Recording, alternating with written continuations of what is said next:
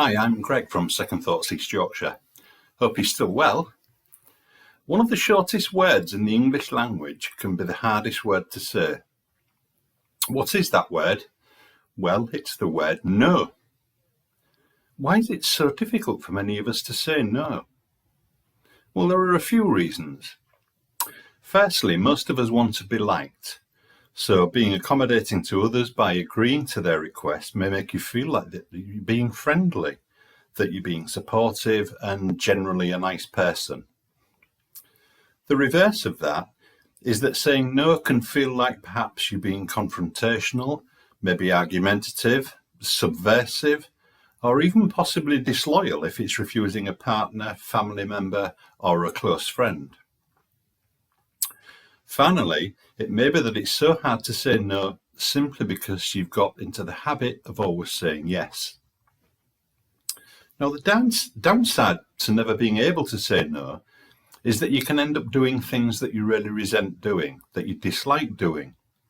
You can easily find that every minute of your waking life is spent doing these tasks that you really dislike, leaving you feeling in very low mood, possibly even used, and like you're being swept along at the beck and call of everyone else, with no quality of life or time for yourself.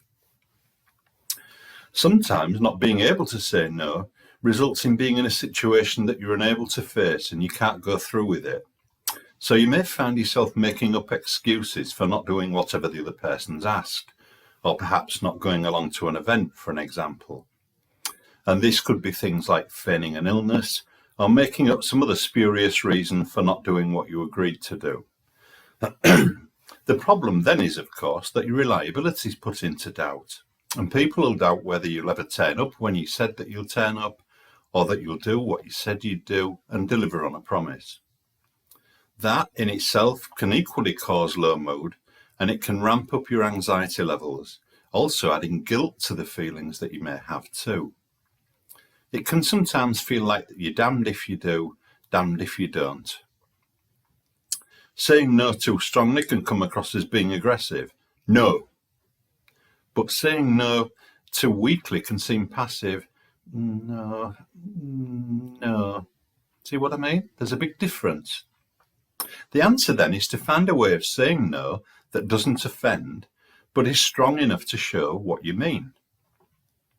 There's an online counsellor called Counsellor Carl who uses an excellent phrase, and that phrase is say what you mean what you say, but don't say it mean. So how can you do it?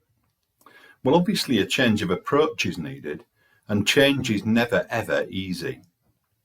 But the benefits of making changes in a situation like this, for example, saying no, makes the effort worthwhile. It pays off in the long run. As with any changes in life, you need to learn new skills, and learning how to say no is a classic example. The change here is to move from being too passive, where you never say no, to become assertive, where you are able to say no when it's needed, but also to say yes and mean yes when it's needed. But it's not going that far that you become aggressive. There are two main ways of being assertive, so that saying no becomes easier to do the more you practice it. The first way is called feeling the response. I'll add a couple of inserts onto the video at the end, so you'll have this for reference too. So the first way is called feeling the response, and that's basically showing some empathy to soften the word no, but still getting the message across. So basically you acknowledge the other person's response whilst maintaining your own line. I'll give you an example. Let's say that you go out for a meal with your partner or family, you order a meal and it's served to you not hot enough, it's too cool. You have four choices of ways to deal with that situation. The first option is the passive approach. You say nothing, just eat a little bit of it, and then you make an excuse that you're full.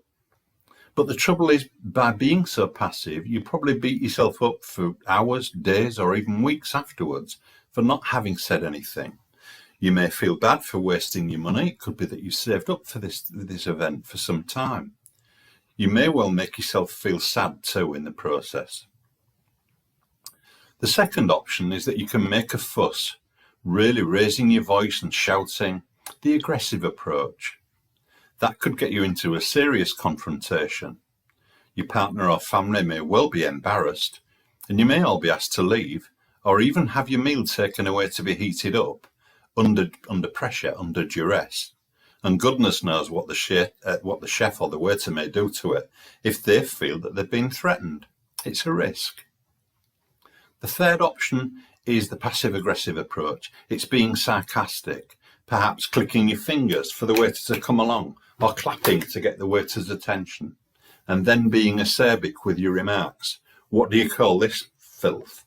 I asked for a meal, not dog food. You know, that type of approach. But that could cause embarrassment too, both for your company, your family, and for the staff and for anyone else in the restaurant. It could end up with a really uncomfortable situation developing.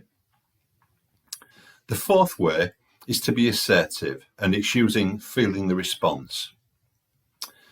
In doing it that way, how you would do it is perhaps you catch the waiter's eye, just wave them over, friendly approach, waving them over, and say, I understand that it may be unusual for you to get complaints about food, but I can see you're real busy. You're really full this evening. My meal's come, it's not hot enough. Could you pop it through and heat it up for me, please?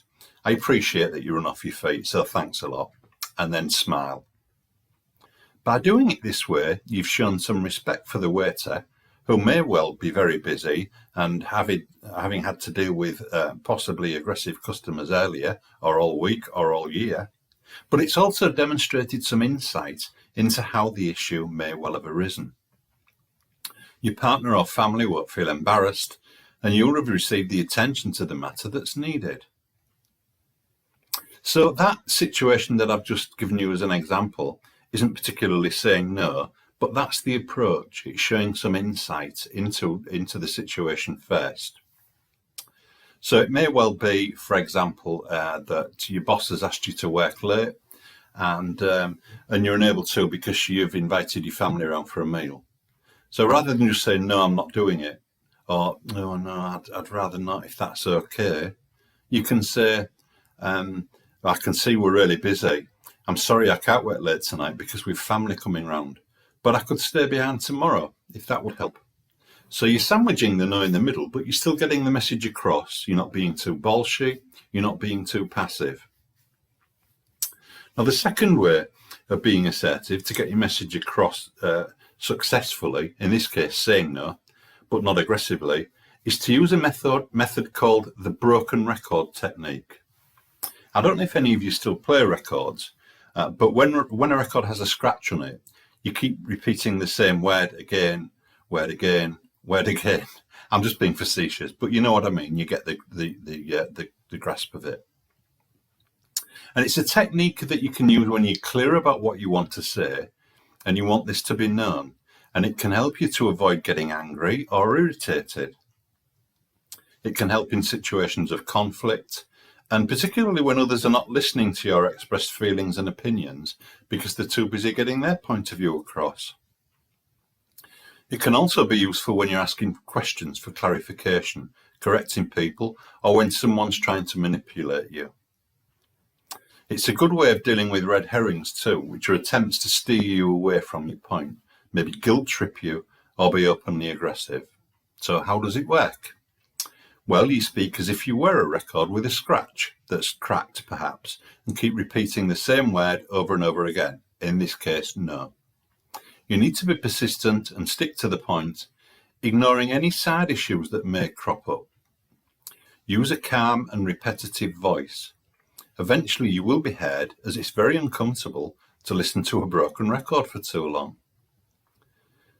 You obviously need to identify the reason why you're saying no. For example, no to a request, and make a clear and specific statement. Like I said earlier, no, sorry, I can't work late this evening.